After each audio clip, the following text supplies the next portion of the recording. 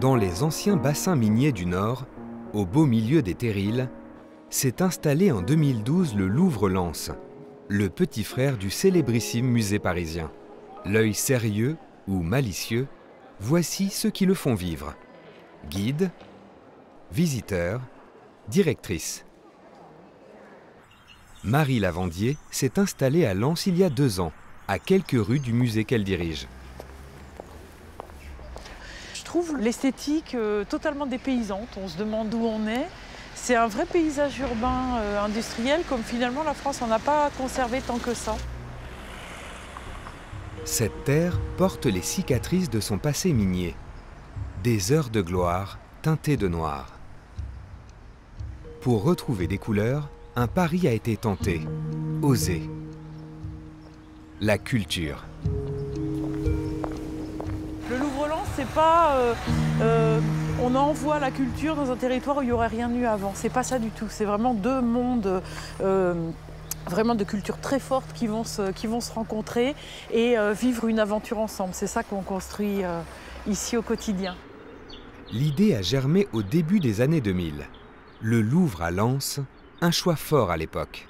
C'est leur ville, Lens, qui a été choisie. C'est l'appel populaire qui aura fait la différence.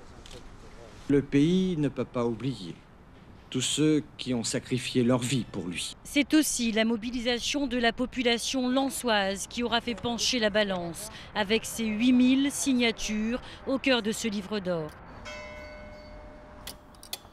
À quelques kilomètres du musée, Annick Wibierala fait partie de ceux qui l'ont longtemps désiré. Le musée, il fait partie de ma vie, il permet de m'enrichir, il m'a permis d'évoluer, il m'a permis de côtoyer d'autres personnes que je n'avais pas l'habitude de côtoyer. Plusieurs fois par mois, Annick a rendez-vous au musée avec Frédéric Petronio.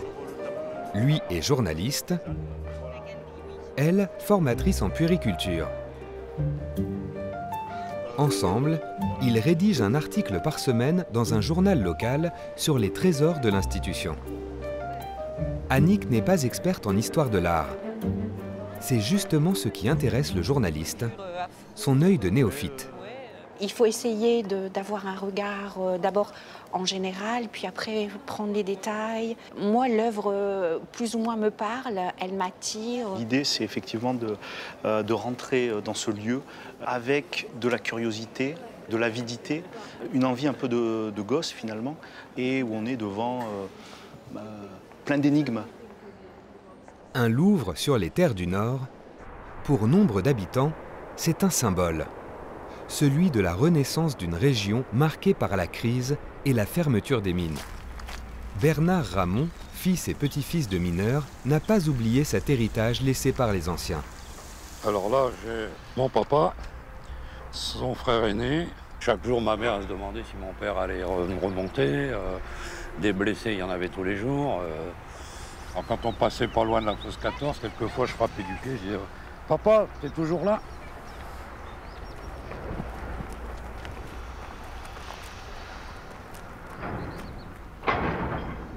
Dernière cigarette de la journée. Si ces images d'un autre siècle étaient en couleur, pas sûr que cela changerait grand-chose.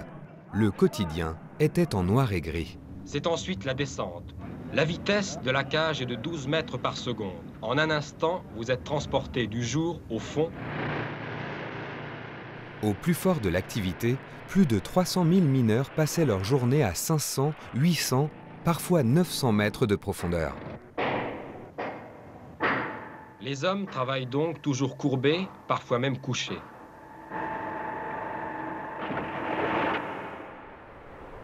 Après la fermeture des mines, la région est entrée en déclin, puis un musée a vu le jour. Pour moi, c'est inespéré. Je ne pensais jamais qu'avec l'arrivée, qu'un Louvre d'abord viendrait ici et que ça allait se développer comme ça. Il y a encore beaucoup de sceptiques, mais moi je dis que le Louvre et le quartier, c'est un nouveau centre-ville. Sur ces terres, le taux de chômage frise parfois les 20%. Le musée cherche à s'y adapter. Ludovic de Mathieu organise des ateliers pour des jeunes envoyés par Pôle emploi. La formation consiste à s'inspirer des œuvres pour gagner en assurance. Toutes les sculptures, dans leur position, ce qu'elles représentent, elles peuvent évoquer plein de choses. Alors lui, voilà, quelle est sa position? Qu'est-ce qu'il évoque? Il avance, on dirait. On a l'impression qu'il avance, exactement. Ça donne quoi, cette impression comme ça, de pied comme ça? C'est quelqu'un qui va de l'avant, tout simplement. Le regard, Et il s'adresse à... la posture, tout est étudié pour faire bonne impression auprès des futurs employeurs. On est à ses pieds, là. J'espère que vous avez compris, justement, l'importance de comment on se tient. Communication, ouais. Je pense que ça peut nous donner pas mal d'idées, justement, pour le coup.